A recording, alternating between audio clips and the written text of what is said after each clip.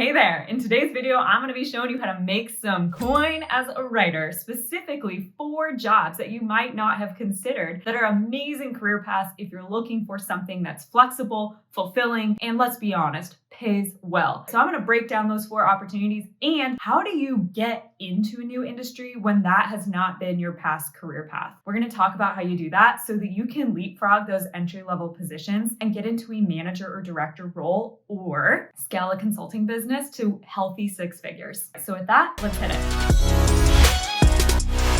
All right, so the number 1 job I want you to consider is grant writing. So what is grant writing? Grant writing is where you help a nonprofit or other charitable organization, which could be like a local town government, etc., and you help them get funding that they don't have to pay back that is used for some sort of charitable purpose. So an example would be a Boys and Girls Club getting a grant that they don't have to pay back that helps with low-income youth having after-school programming. That would be an example of where you could help them write that grant that they could get. Who this is good for? This is good for people that feel like you've got a lot of different interests. There's a lot of things you're interested in and you like working on projects. You don't like having the same old thing every day. You want to be working on things that matter. You want a fulfilling career, but you also want to be paid well for it and not get sucked into the nonprofit scarcity mindset. Like you want to be able to make a big difference way beyond a multiplier effect beyond what you could give just in terms of your hours of time. So grant writing is an incredible career path for that. The average salary, basically, if you were to go freelance or go land a job is $75K. And that's a fine salary, but I wouldn't really consider like with the inflationary environment that we're in, like I just don't think that that's as enough. Right? And I want to let you know that anytime there's an average, well, there's also, of course, people that are on both sides of that. And we coach you how to be making more, how to get a better paying job than you might otherwise be technically qualified for. I have a gal that just landed a $150,000 salary as a full-time grant writer. So there you have it. It's completely possible. I want to give you an example so that you can start to conceptualize this. Jess was a teacher during COVID. Her kids were sent home. She couldn't be a teacher and a teacher to her own kids. And so she ended up realizing like, I can't be a teacher anymore. What else can I do? And she's very community oriented, very good with getting things from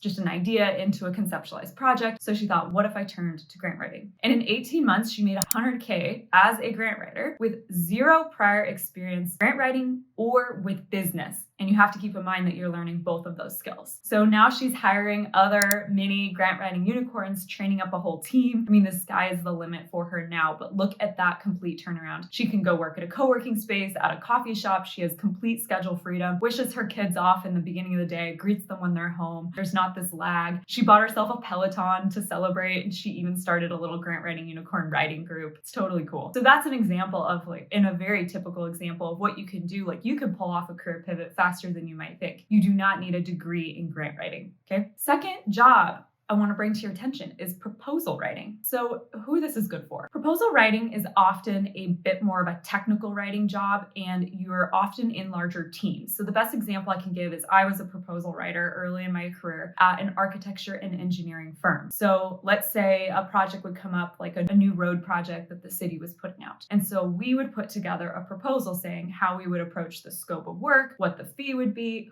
the team would be, which spoiler alert, that is literally the same information you would use to write grants. So they have a lot of crossover. In fact, the early part of my career was half proposal writer, half grant writer. Putting together those proposals requires working with a lot of different people typically because you're sourcing that information, the technical information, you're putting it together, you're making it aesthetically pleasing. And the common denominator between, again, both of those roles is the project management. Like you have to be comfortable with pushing people, particularly engineers, to give you the information you need so that you're not working until the 11th hour up against the deadline. So that's good for people that like fast-paced environments. You like not having the steady pace of work, like you like the spikes. So you can also take the chill time, but plan around those cycles. And you like to work in team environments. So proposal writer can be in a lot of different industries, the medical industry, maybe an environmental science field. Like there's a lot of different places where you can land a proposal writing job. And I just want to bring that to your attention because it's a really nice gig. The third example would be content writer. Now, you don't hear me say copywriter, editor, because those jobs simply do not pay enough. And it's not that some people don't figure out how to get paid very well in those gigs, but the problem is the way people are adjusted mentally to paying for those services. So copywriters are often cornered in on a price per word. Well, that just inherently takes away from the sense of value you get. Like, what is this blog post really worth for you to write to someone? And this is the best example I can give. So we actually had a gal that was in our global grant writing collective who had a writing business. She did a lot of writing for nonprofits, marketing material, blogs, etc. So she added grant writing to her mix so that she would have that as a service line as well. But I ended up hiring her to write me blogs. So if you go look at our website, you can still see, if you see Alexis Swenson, she has written like almost all of our blogs and she's a beautiful writer. So that's how it started. She could write blogs. Then it dovetails into, okay, well, she could write podcasts and YouTube descriptions, and she could write some of the copy that's needed on the website, right? So if you start broadening what a content writer can include to support an entire organization, whether that's a nonprofit or a private business, whatever, that is a broader role that can command a higher title and pay, content director, right? So then the fourth gig I want to bring your attention to is a marketing director. And this might sound like, well, what does that have to do with writing? And what it has to do with writing is because every job, honestly, writing is fundamental. It is a tool for persuasion. So take marketing strategy, for instance. The best example I can give you is also we had a gal in our program, Shayna. So she started adding grant writing to her consulting business. And I was watching her marketing material and I thought, it's so good. Like, she's using everything we're teaching her. She's putting out incredible material. Why don't we hire her to do that for us? And she's grown from that all the way to a marketing director. And the other word I've seen used in this is a rainmaker. Like, you are the person that knows how to connect marketing strategy with the doing. That's often a content director, someone that can just like get behind a computer and bang out content, but you're someone that can connect all those dots. Like, well, wait, what's the underlying strategy here? And the thing I want to bring your attention to that's a completely interesting and emerging industry is other online course and membership site creators like us at Learn Grant Writing. There's a ton of them. The visionary, the person like me, starts out doing all the marketing. And then there comes a point where we can't keep up with it and we need someone else to take on that role and help carry some of that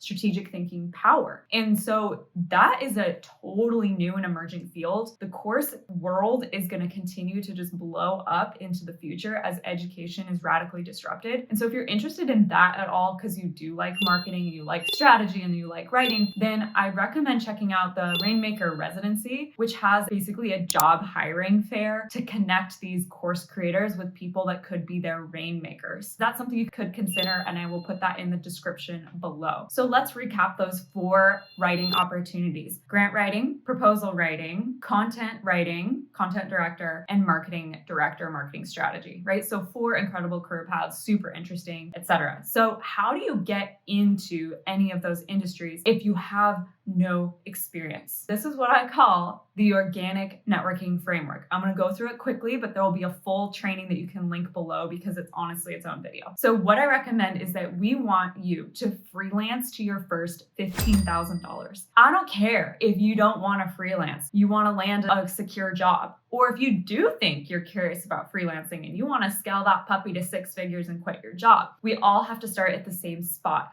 So when you start at, okay, I'm going to freelance my first 15K, you are gaining real paid experience that allows you to bring that experience into a job interview. The best example I can give of some of this that's top of mind is this gal named Julia Grace. She freelanced probably about only got to like 10K and decided to go after this job she saw, which she was technically very underqualified for technically, right? But because she could reference all of these very recent relevant grants that she had just written in the last 6 months on the side, it was her side hustle. She was a journalist otherwise. They gave her the job and she ended up tripling her income from what she was making as a journalist, landing this position and absolutely crushing it. This model works very well for opening doors for you. It's how I got into grant writing in the first place. I started freelancing, just side hustling it, right? So it works beautifully. Then you also have the cash that gives you options. It gives you options to invest in training and your professional development. It gives you the funding to pay for a bookkeeper, so you don't have to be dealing with that if you decide you want to scale this consulting business into something legit and actually set up an LLC. So that is the model. The organic networking framework as a cycle. We're going to host a bunch of informational interviews, which is where you go to someone that you think could be your ideal client and you have a curious conversation. You're not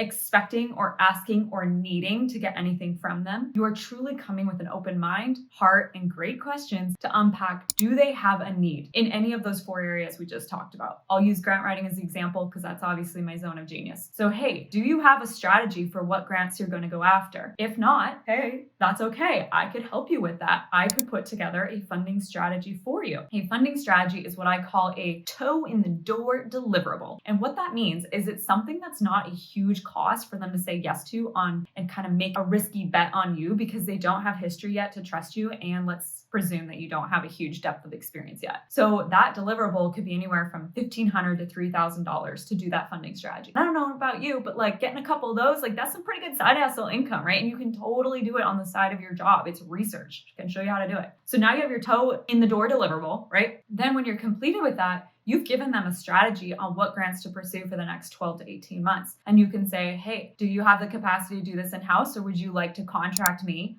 amend our contract, and I can help you implement it? And now all of a sudden that $3,000 starter contract is now a $30,000 contract over a year or more, right? Like that is the power of what's possible by following this very circuitous, basically opportunity creation, circle. So you can always be doing informational interviews. I still do them to this day because you always want to be building your network in an organic way. That's why it's called the organic networking framework. That is how you get yourself in the door, either using that experience to interview with to land a new job or promotion, or using that then to build up your confidence in your pipeline to say, I can quit my job. I can do this. I'm going to go all in on working for myself. All right. So I hope that was helpful. Check out the training below where I go into the organic networking framework in much more detail. I'd love to know if this was helpful. And if 1, 2, 3, or 4 of those jobs interests you more, would love to know which one is kind of popping: grant writing, proposal writing, content writing, or marketing director. All right. With that, that's it. See ya.